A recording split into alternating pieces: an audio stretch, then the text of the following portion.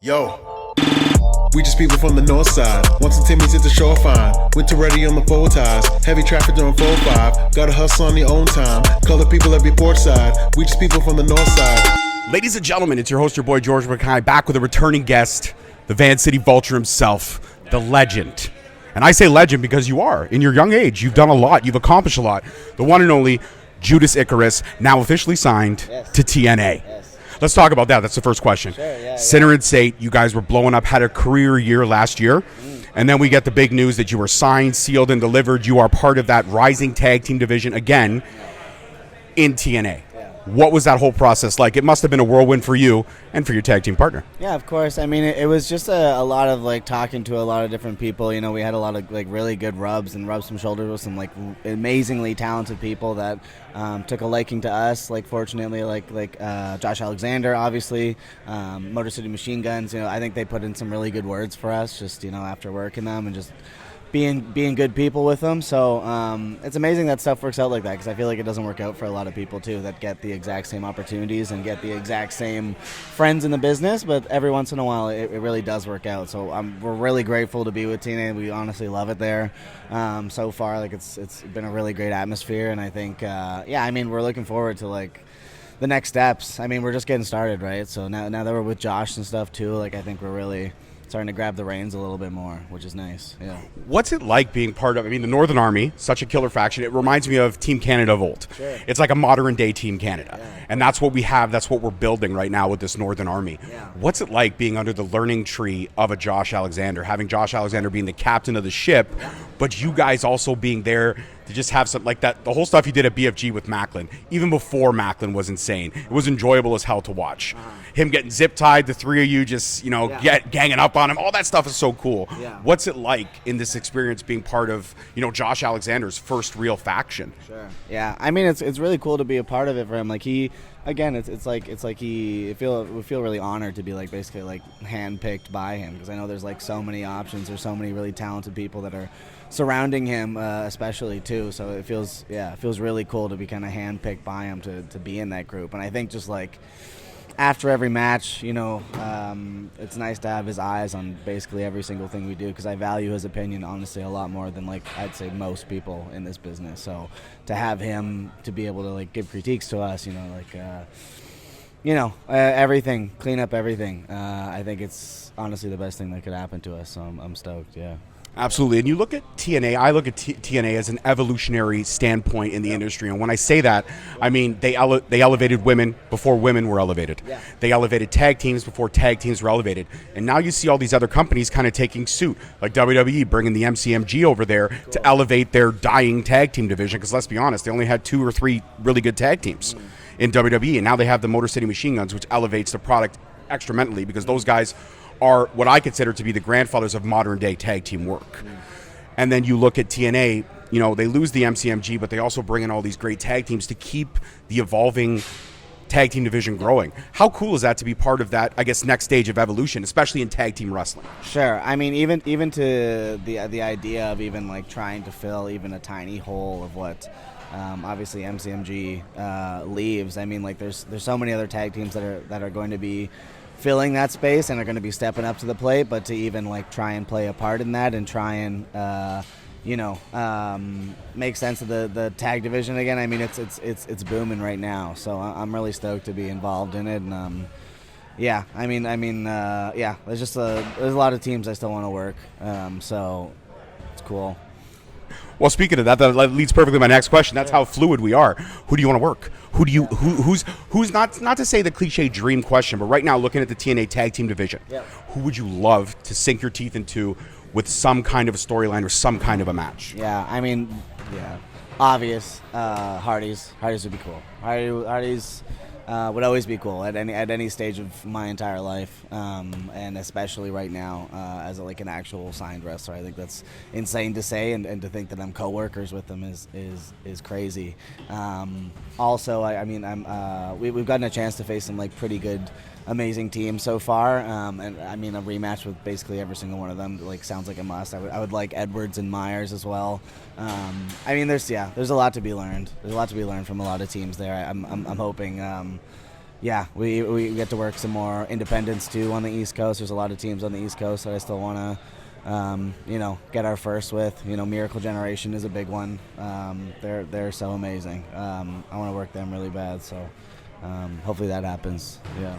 I think it will happen. It will happen. You guys are too good for it not to happen. And, to go back to the rubs from good people like a Josh Alexander, who when I interviewed him, and I brought that up in our last conversation, he said you were one to watch. Yeah, cool. Now I don't feel like you're one to watch anymore. I feel like you're one that's being watched. Sure. It's not, just keep an eye on the radar for him. Now you have that kind of platform and that staple to exceed all of your own personal expectations, whatever that may be.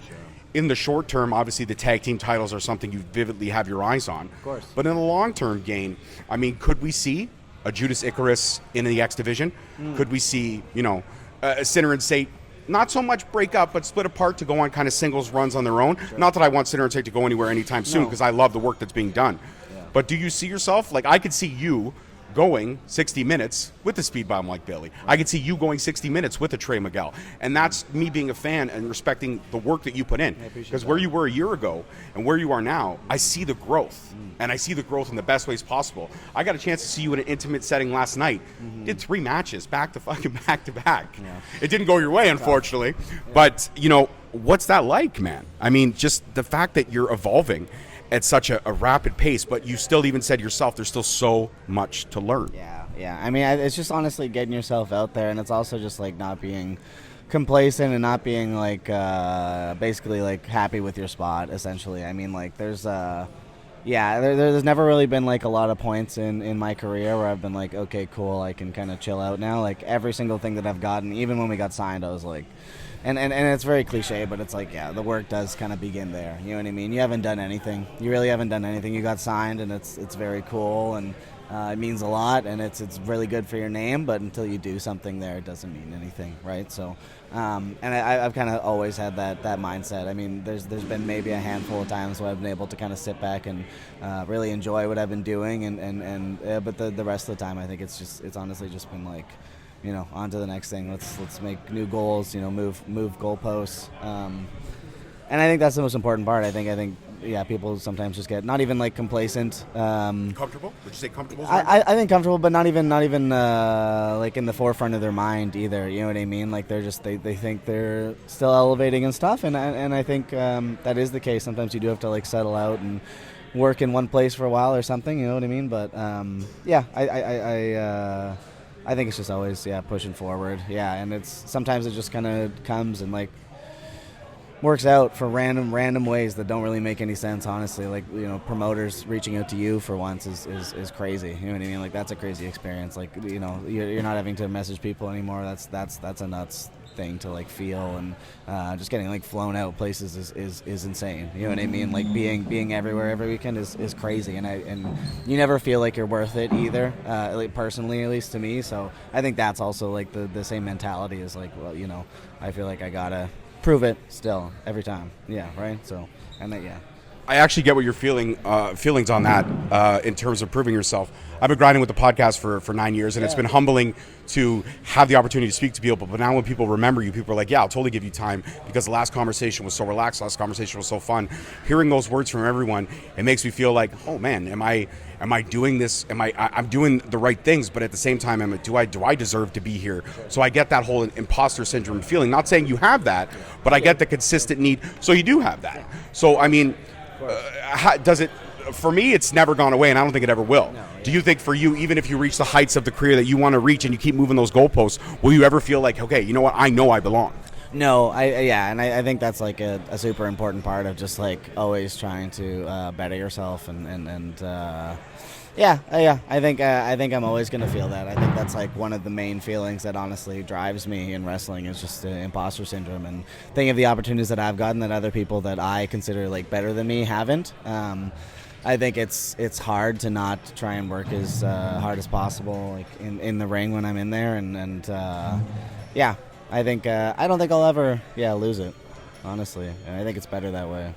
Well, I can tell you from a fan perspective, because at the end of the day, as much as I love talking to you guys and the stories that we get to share and the questions that I get to answer and I get to hear these impactful responses, I feel like you do belong here.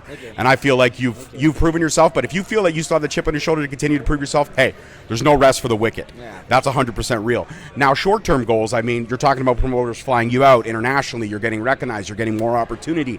Is there a place or a country or a destination that you haven't hit yet that you feel is on your radar, that Judas Icuras has to kind of put his stamp here? Right. Yeah. I mean, especially with like with being with TNA, I think really reaching out to the East Coast generally, because I've done a lot of Ontario, but East Coast America I feel like has been pretty uncharted for me for the most part. So I think going out there with TNA pretty consistently has been awesome.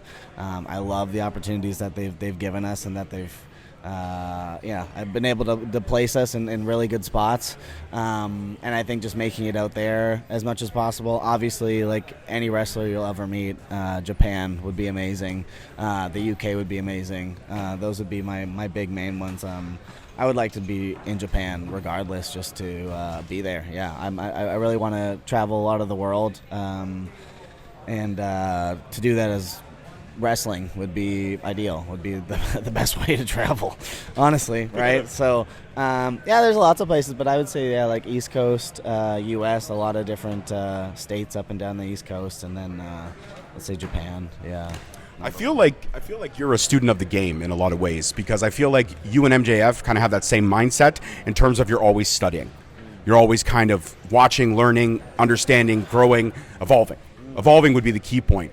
When you hear something like that, when somebody says, you're a consistent student of the game, and I think that's what you need to be successful in pro wrestling, is to consistently be a student. What does that mean for you? Like a consistent student of the game. Yeah. Sure. I honestly feel like it's, it's watching everything that I think like suits you. I think it's also watching stuff that doesn't suit you. I think it's just like getting ideas from everywhere, honestly. Like I think it's always having wrestling in mind. Like you watch, like a dance video, you know what I mean? And they do like some crazy flip or something. I can't do crazy flips, but like they do some kind of like two-person assisted maneuver, like that could be a freaking wrestling move, man. You know what I mean? Like that's where I get, like, anytime I do something that's like kind of unorthodox or something, it's from somewhere that's usually like not wrestling at all, because the human body works in like so many different ways, and wrestling sometimes kind of pinholes people to move and react in different ways, and sometimes you have to like look outside of the box. So it's not only wrestling, it's like everything. It's martial arts, it's like stunt acting, it's all kinds of stuff. But obviously the most important part is watching your matches, watching your own matches back,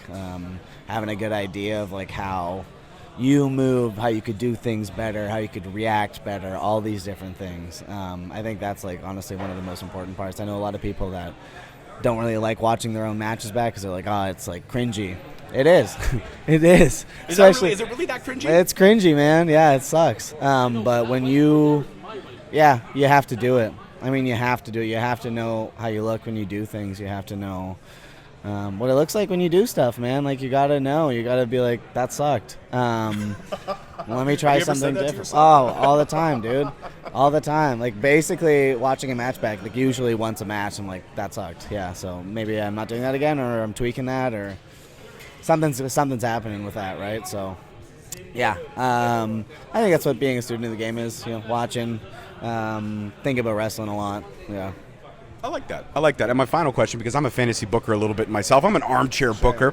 I think, wouldn't it be great to see Sinner and Saint versus the Hardys, no titles on the line, in a TLC match?